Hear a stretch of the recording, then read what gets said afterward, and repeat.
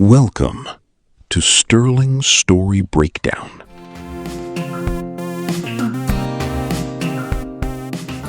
What if the real danger isn't outside you, but inside you? What if the monster hiding in the walls is actually a reflection of your own deepest, most repressed trauma? Wow. Yeah. Welcome to Sterling Story Breakdown, where every story is analyzed through deep psychological insight. This episode is based on Sterling's original analysis, and what you are hearing is only a short part of a much larger psychological book. Right, and it is a massive book. It really is. So today we are taking a deep dive into something you might think you already know. We're looking at the story of the Chamber of Secrets, but not as a children's fantasy adventure. No, definitely not. We're looking at it as a brilliant clinical blueprint of the human mind. The sources we're pulling from today are excerpts from that massive psychological dossier by Sterling. And our mission for this deep dive, Yeah, let's lay it out. to explore how the hero and the villain don't just, happen to be enemies. They actually represent two universal, deeply competing responses to the exact same childhood trauma. This raises an important question, though. What happens to our minds when our safe spaces completely collapse? And even more terrifyingly, what happens when we look into the mirror and realize that the things we hate the most in this world are the exact things we share traits with? Right. It's a terrifying thought, because before we can even talk about the literal physical monsters hiding under the school, we have to understand the minds of the boys who are uniquely capable of hearing them. Exactly. You have to look at the psychology first. We need to establish that foundational link between the protagonist and Tom Riddle, because when you strip away the magic, and I mean really take the fantasy out of it, both of these characters share an eerily similar foundation. They really do. It's almost identical. They're both orphans. They're both half-bloods. Both were raised in these incredibly hostile, just abusive Muggle environments where they were entirely deprived of what psychologists call a secure base during their most vulnerable developmental years. Yeah, they share the exact same profound childhood wound. And, when a child doesn't have a secure base, like a reliable caregiver they can actually trust, the world just feels entirely chaotic. You're constantly in survival mode. Completely. And the divergence in their characters, the entire architecture of their conflict, is dictated entirely by how they choose to process that shared pain. Right. When we look at Riddle's path, we are observing the pathology of absolute control and isolation. As a child, he felt utterly powerless. So his psyche developed these fierce defense mechanisms, specifically reaction formation and severe overcompensation. Because he couldn't handle being weak again. Exactly. He began to perceive any form of vulnerability or even reliance on others as a fatal weakness. He associated it directly with the helplessness he felt as an orphan. Okay, let's unpack this. Yeah. Because trauma is essentially a crossroads, right? That's a good way to put it. You can let it harden you, or you can let it soften you. So is Voldemort really just a traumatized kid reacting poorly to a bad environment? Or is his isolation an active weapon he's wielding? According to Sterling's psychological framework, it is absolutely an active weapon, and it's driven by a concept known as instrumental relationality. Instrumental relationality. Yeah. Break that down for us. What does that actually look like in practice for you or me? Well, it means he isolates himself to survive, but he views other human beings strictly as instruments, like they're just tools to be used to advance his goals, or they're obstacles to be eliminated. So there's zero genuine connection. Zero. This aligns perfectly with Machiavellianism. I mean, he doesn't have friends, he has followers, he doesn't feel empathy, he calculates utility. Wow. To escape the terrifying uncertainty of his trauma, he builds this rigid, constructed identity, a false self. He basically decides, I am superior, I am destined. Because his ego is simply too fragile to tolerate the uncertainty of change or the risk of emotional exposure. Which means he can't ever really grow. Right. That leaves him in a state of permanent developmental arrest. He cannot grow, so he embraces his dark impulses entirely. But then you have the protagonist, who takes the much harder route. He chooses the path of integration. Yeah, and it is so much harder. He actually leans into emotional exposure. He accepts his vulnerability. He acknowledges his fear and his emotional pain, which is crucial because, courage can't actually exist without vulnerability. That's a great point. If you aren't scared, you aren't being brave. Exactly. Yeah. And because he doesn't waste all his psychological energy trying to build these unscalable walls and suppress his fear like Riddle does, he can channel that energy into action. He uses his pain to cultivate secure attachments. Right, actively building his chosen family. He uses his power purely for altruistic agency, to protect others, rather than to dominate them. And see, that vulnerability is exactly why he is susceptible to such a devastating crisis when his environment suddenly turns against him. Oh, because he's actually open to it. Exactly. Because he chooses to remain open and connected, he relies heavily on his environment to feel safe. Which brings us to the collapse of the school itself. The collapse of Hogwarts. Right. In psychological terms, the school represents Maslow's hierarchy of needs. For the protagonist, this castle was his only secure base. It was the ultimate sanctuary away from the abuse of his relatives. Which is something I think anyone listening can relate to. I mean, think about your own life. Maybe your secure base isn't a magical castle, but maybe it's your home, your closest friend group, or your career. Yeah, a place where you just feel safe. Right, and when the attacks start in the story, that foundational need for physical and psychological safety is completely shattered. It's not just that there's a monster on the loose, it's that the safe haven itself is violated. The one place he was supposed to be protected is suddenly lethal. Precisely. And what happens to a community when safety vanishes? We witness the entire student body undergo psychological regression. Oh, they totally regress. They abandon higher order functions, they stop caring about studying or playing sports, and they shift into a primitive state of collective hypervigilance. Everyone is looking over their shoulder. Just absolute paranoia. Yeah. And the crisis reaches its absolute peak with the removal of the headmaster. In psychoanalytic theory, the headmaster represents the big other. The big other, you mean like the ultimate authority figure? Yes, the overarching, infallible authority figure who basically guarantees that the rules of the universe work. Oh, I see. The big other is the unspoken promise that everything will be okay because someone is in charge. When he is suspended, it signifies the loss of the big other, forcing the children into premature psychological maturation. Because suddenly nobody is coming to save them. Exactly. They are slammed with the terrifying truth of adulthood, which is that institutions cannot always keep you safe. You see that institutional betrayal perfectly personified in the defense against the dark arts teacher, Lockhart. Oh, absolutely. When Ginny is taken down into the chamber, the boys go to him for help, the literal defense teacher. They catch him packing his bags to flee. It's a prime example of moral injury, isn't it? It is. Moral injury is what happens when someone in authority profoundly violates your core moral beliefs.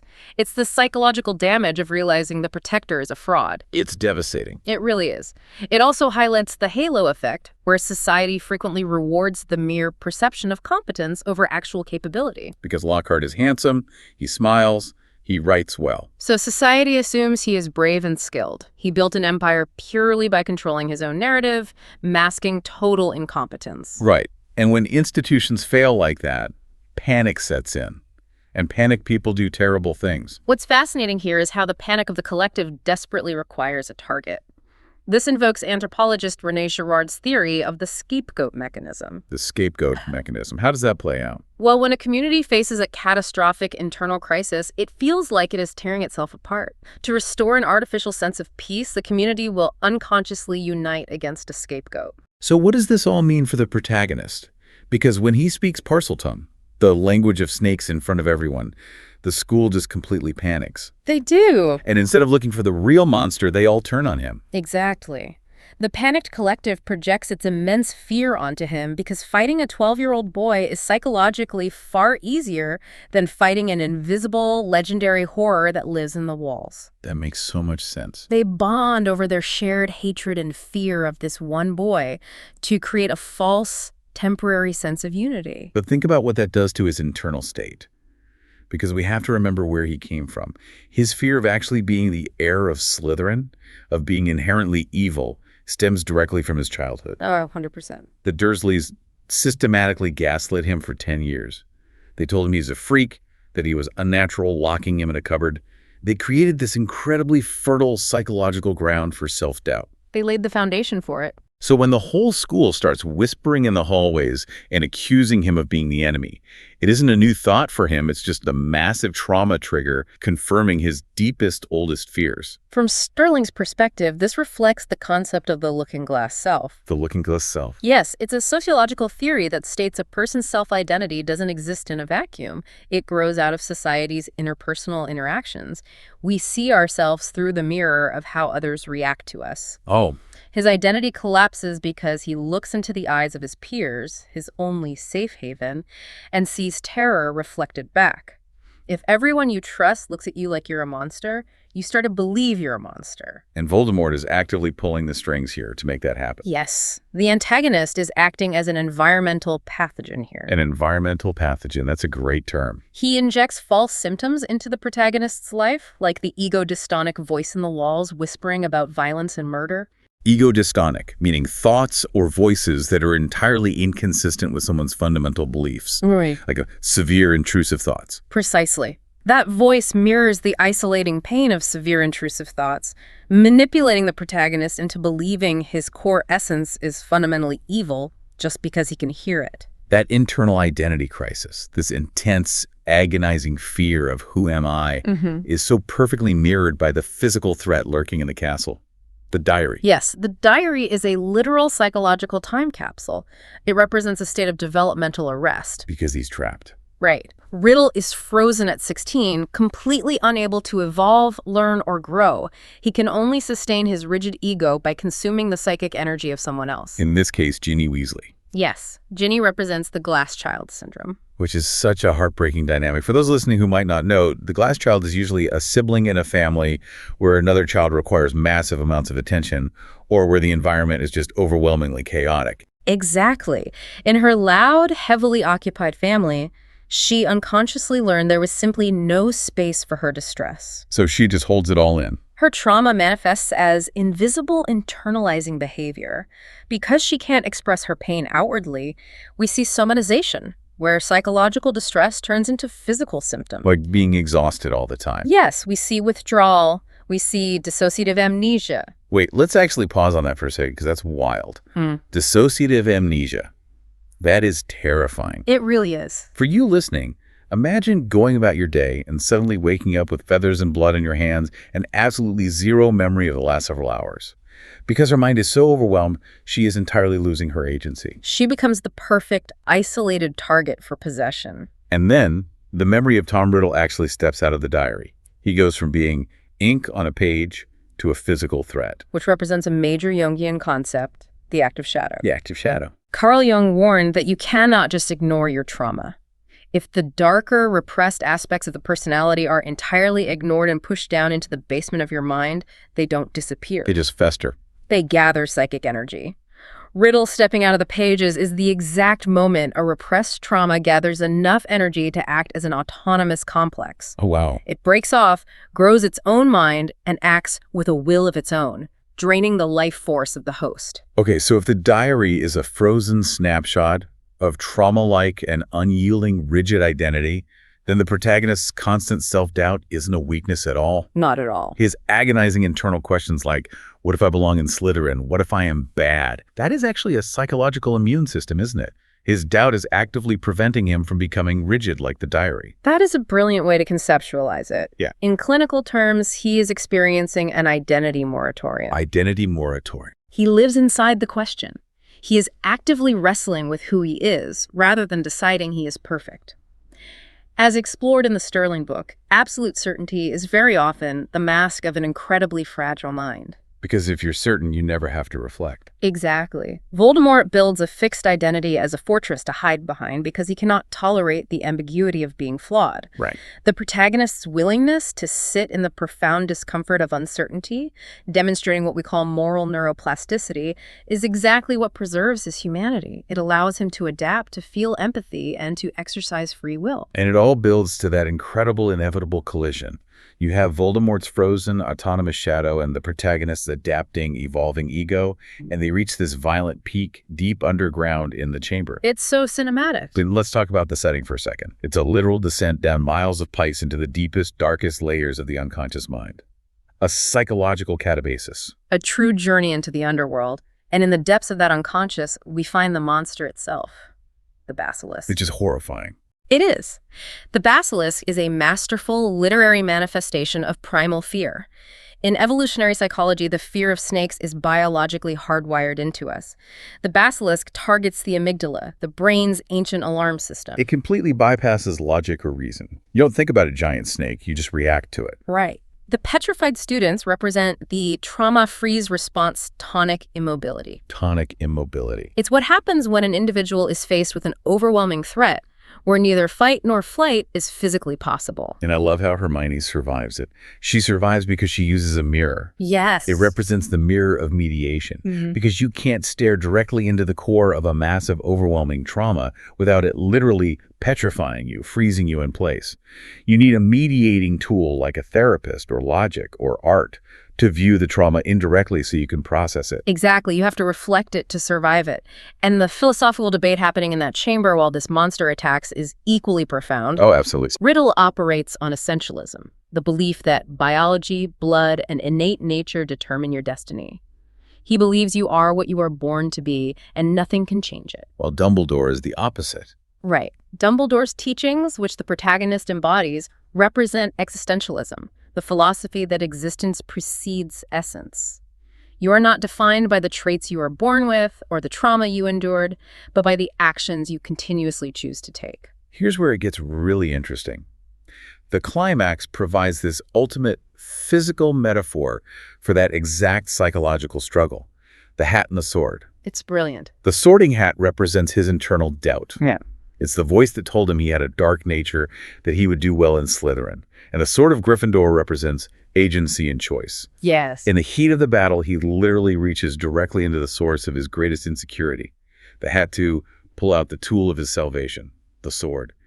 He weaponizes his own doubt to find his courage. Sterling would interpret this as the ultimate exercise of the conscious veto. The conscious veto. It's a magnificent psychological triumph. He doesn't deny that he has dark capabilities. He doesn't pretend the hat was wrong.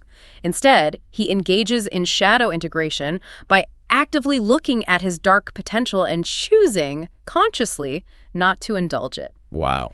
This leads to the antagonist's ultimate downfall. Voldemort suffers a complete narcissistic collapse. Because his whole worldview just shatters. Precisely. The protagonist's survival through unconditional love agape, mathematically and logically, invalidates Voldemort's entire worldview. It proves him wrong on every level. If vulnerability, connection, and love are actually stronger than dark magic and isolation, then Voldemort mutilated his own soul for absolutely nothing. That is heavy. The protagonist poses an ontological threat simply by existing as a vulnerable, loving human being who survives. It's a staggering realization. This deep dive really shifts how you look at the entire narrative and, frankly, how you look at the difficult parts of your own life. It really does. If the chamber is simply the darkest basement of our unconscious mind, and our traumas are what give us the capacity for deep empathy and connection, then perhaps a life without pain wouldn't make us heroes at all.